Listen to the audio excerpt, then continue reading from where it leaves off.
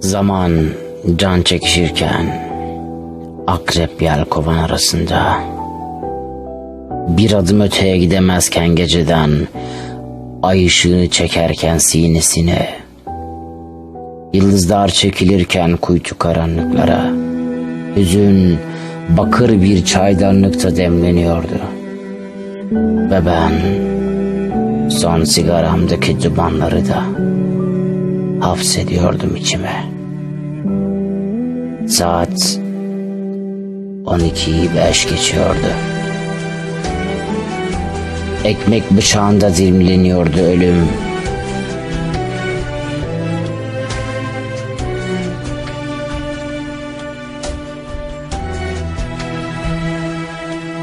Masum, yalın ayak çocukluğum.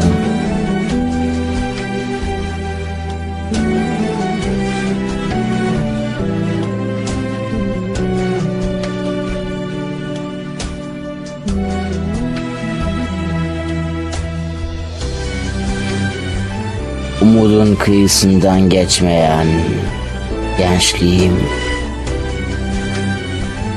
ulu orta seriliyordu harami sofrasına. Düş bahçelerim yağmalanıyordu. Herkes payını düşeni alıp giderken, bütün kimsesizliğimle, bütün çaresizliğimle, bütün çıplaklığımla kalıyordum karanlığın koynunda. Üşüyordum, tepeden tırnağa buz kesiyordu yalnızlık. Saat 12'yi 5 geçiyordu.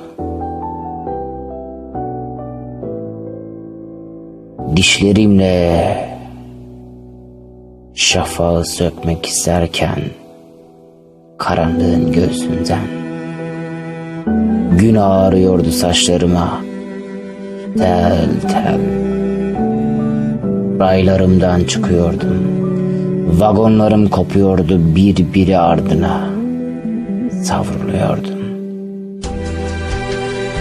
Bir cinayete kurban gidiyordum. Kaza süsü verilmiş, faili meçhul bir ölüm içiyordu terzi masasında.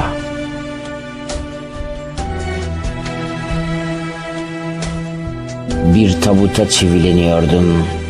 Saat 12'yi 5 geçiyordu.